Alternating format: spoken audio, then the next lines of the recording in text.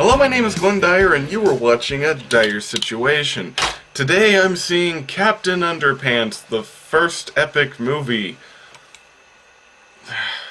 Remember when you were a kid and you'd actually be excited for things like this, you know? Wow, that book I read that all the time, it's getting a movie made out of it. That's so cool.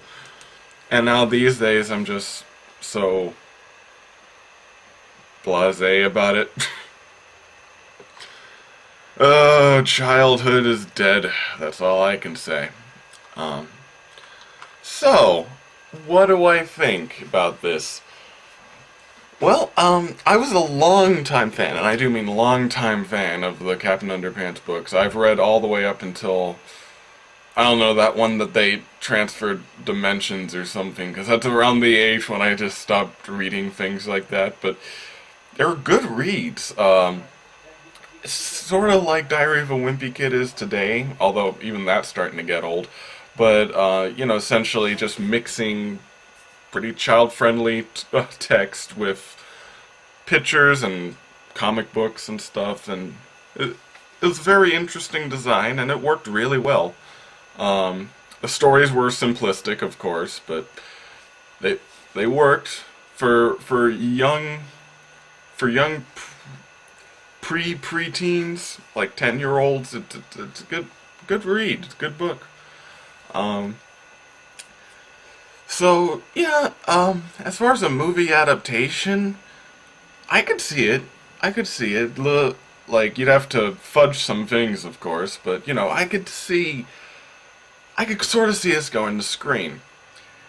And here's the thing, I've seen the trailer for this. I can't help but see the trailer for this. This is like, it's basically putting one of my childhood icons on the screen. I can't help myself. So I just try to analyze it, and I think, well, animation-wise, they have to do it CG, of course. It looks about like how I'd expect it to look, and it looks fine. Just in terms of like some of the advertising schemes, like the poster and stuff, the poster looks pretty good.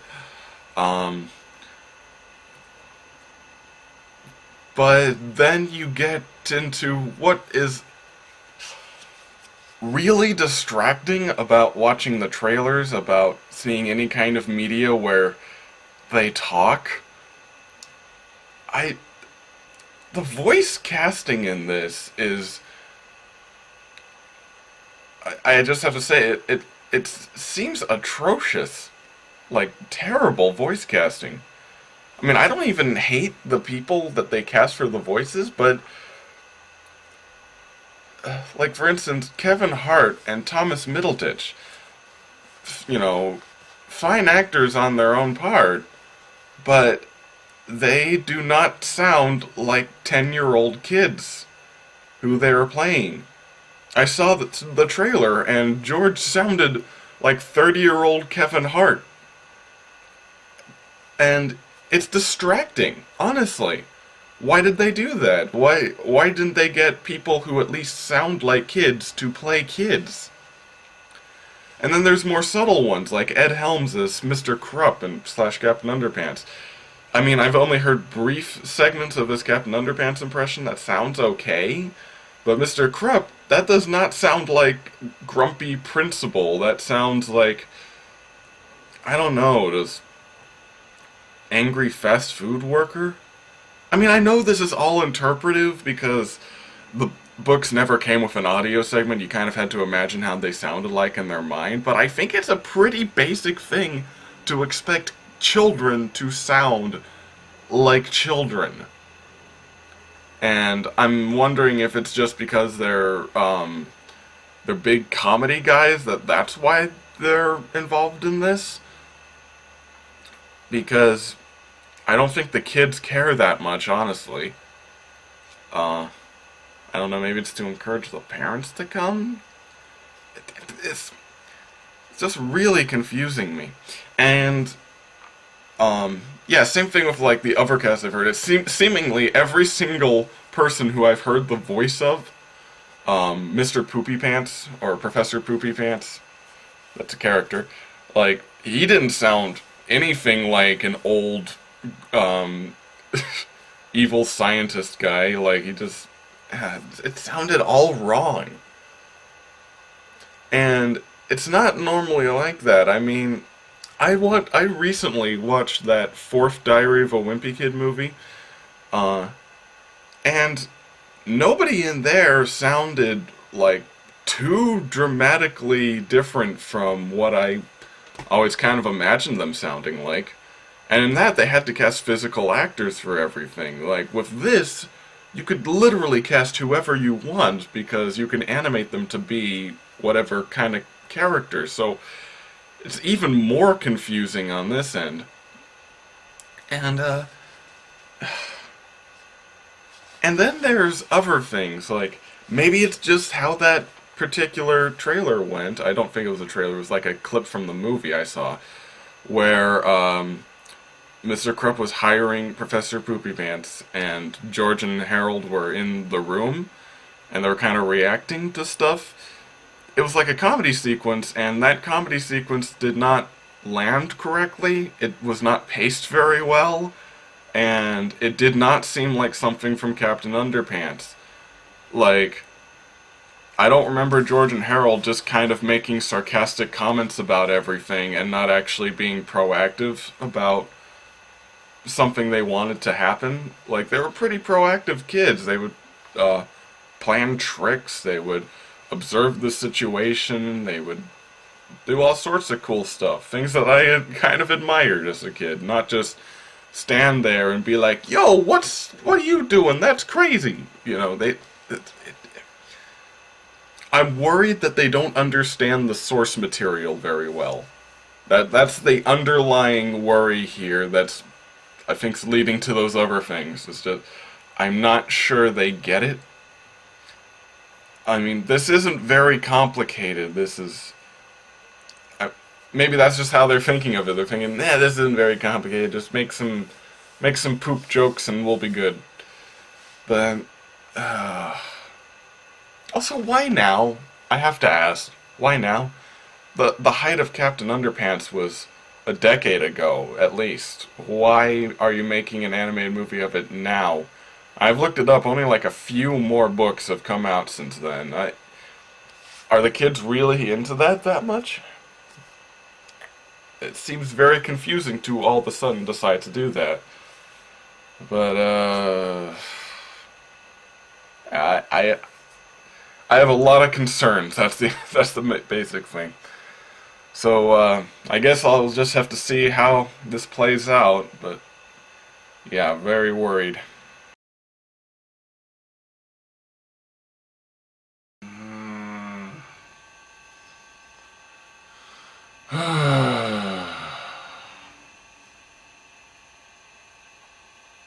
I shouldn't be surprised.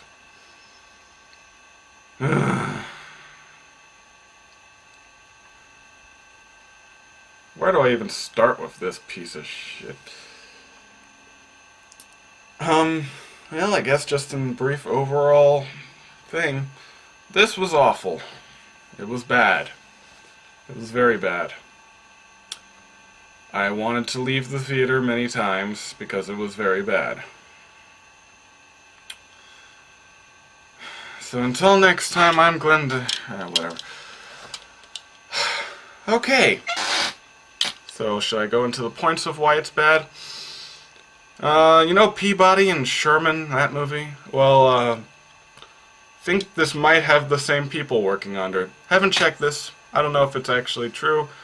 Just judging from animation style, the basic following of source material, but overall laziness of it. Probably Peabody and Sherman. I think that was also made by DreamWorks, so... yeah, I would not be surprised. See, you know, this is what they probably did. They're like, well, we have this license here, and think it can draw in some money. So they're like, okay, well, let's take these books. I don't like these books. I hate them. I don't think they work. I don't know why people like them. So let me just take some of these characters here and some of the things in them. Alright. Now we'll write a comedy plot. Have you written for a children's movie before? No. Oh, okay, you work fine. And let's write a screenplot here. Okay. Let's take all the elements. We'll give it an old-fashioned Hollywood arc here, and there you go. Money, please. But you know what? With Peabody and Sherman, it was an obvious cash grab. You know, like, make a Peabody and Sherman movie, people will see it once, they'll realize, oh, that wasn't anything special, and they'll leave. But, you know, when you give a movie the subtitle of the first epic movie, you'd think they'd put a little more effort into it. But then again, I can't think of one that, like, I can't think of a movie ballsy enough to actually call itself the first movie, well, except for Bahubali, where it actually, for one thing, was the first movie, and for another thing, actually got a second movie. Like, the only ones I can think of is Doug's first movie, which was also his last movie, and the first Pokemon movie is like Pokemon the first movie or something, wherein there was already a second movie out, so they knew they had a second movie.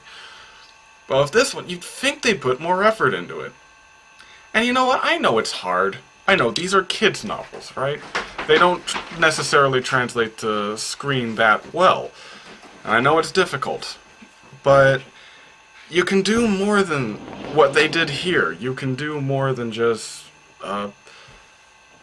extract characters and stuff. If you actually read the books and you understand their structure. I mean, I haven't even touched one of those books in 5-6 years, and I could tell you a much better way to adapt them. Like this movie, I think it takes elements from 4 of the books and just kind of meshes them together, and it's very awkward. You can tell it's from 4 different books.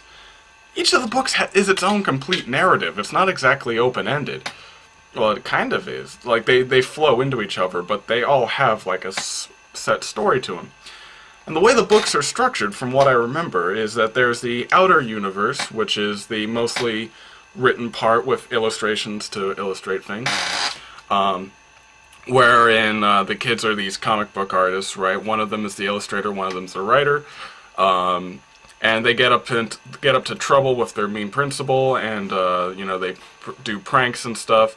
And then there's the sub-universe, which is the comic books they create, and whole swaths of the book are literally just that comic book. And I can understand a Hollywood executive kind of looking at that and going, "Oh, that's just padding." You know, you don't need to see what's in the comic book, but it's important. It actually links to the plot, because what's in the comic books actually translates into the upper universe, if that makes any sense. Like, the comic books actually influence what the characters are doing. So, if I were to adapt the first book, and once again, this is having not seen it, not read the book in a very long time, but just from memory, what I would start off with was, we can just do the first book here. We don't need to get to all the later stuff. Basically, just tell the story as it is. An overworld, and then have certain differently animated sequences with the comic book. And the thing is, they did that sort of. Like, there was one section, I believe, where we went over like 2 pages of a comic, and it was very awkward. They sort of animated the comic book and stuff, and a character kind of reacted from that, and then they went off and did something, but we didn't see the entire comic book. We don't know exactly what happened in there. We just saw like a small piece of it, and it doesn't make much sense in that context. Like, why would he react like that to it? I don't know. There was one point in the movie where at the climax, where he's shooting underwear and stuff. Like, that's one of Captain Underpants' powers. He can shoot underwear. And they're like, I'm glad we gave him that power. And I'm just thinking, well, from an audience member's perspective, when did you give him that power? Was there I don't recall a point in the movie where, like, where, like, they're reading the comic and they mention that he has that power. it seems like they pulled it out of their ass. Even though that is from the books established it a lot earlier on as a thing. And it doesn't work. But the thing is, like, and the other thing they kind of did is that they were having this imaginary sequence where, like, they're being separated because by the principal, and they're imagining life without each other, and it's like the sequence animated with sock puppets, which is kind of creative, sure, but why did you make that weird, off-putting scene that doesn't match anything else in the movie when about something so fucking stupid? Why not do that for the comic books? Why not something like that for the comic books mentioned in the book? Because it would tie your fucking story bit together. It doesn't make any sense why they do it this way, except they didn't really think about it. They just wanted the quick money. And then there's just a comedy in this movie. And I never thought I'd have to say this, but it's not juvenile enough. And what do I mean by that? The book's main humor comes from, like, poop jokes and stuff, but it also comes from, like, the cleverness of the characters and stuff. It's written for children. It's very clearly written for children, and it excels as a book written for children. But in this movie, here's an example of a joke that actually happens. This actually happens in this children's movie, where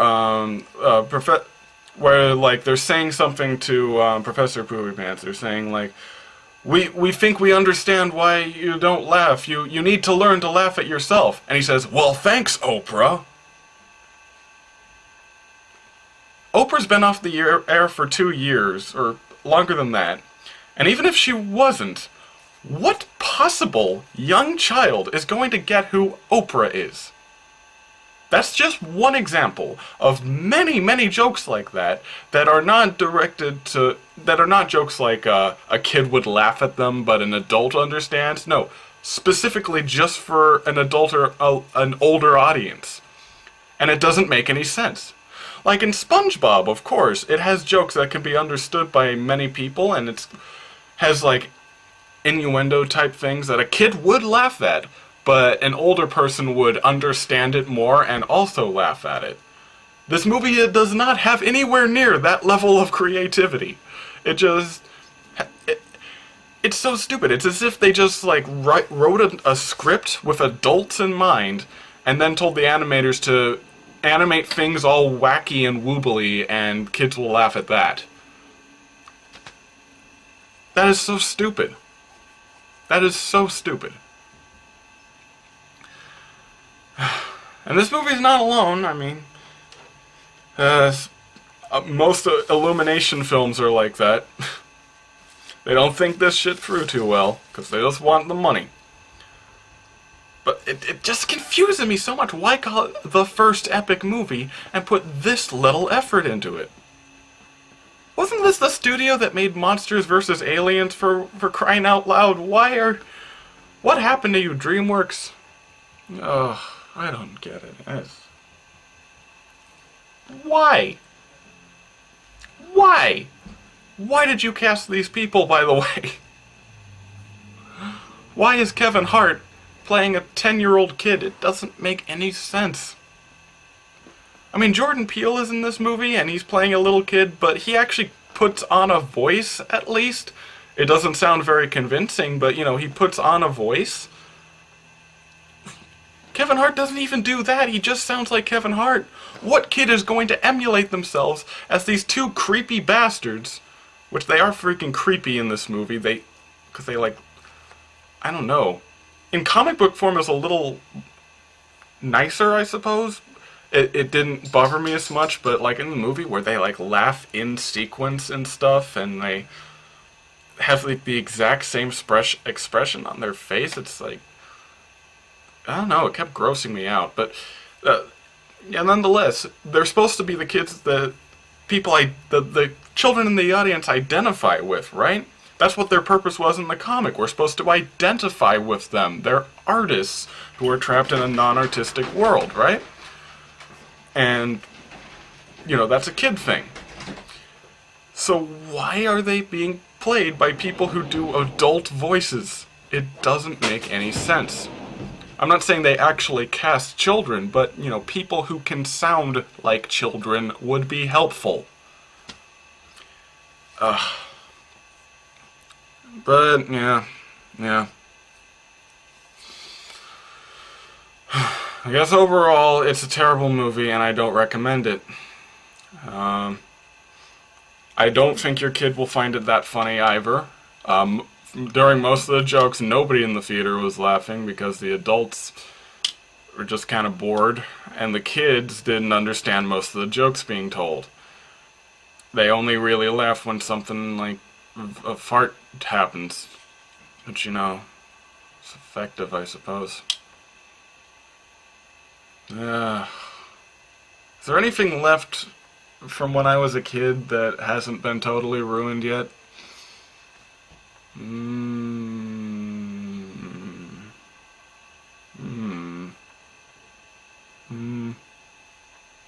No, nothing I can think of. Well, nothing that's not already about to be ruined. Alright. I'm ready for the nukes. Until next time, I'm Glenn Dyer, and you have been watching A Dyer Situation.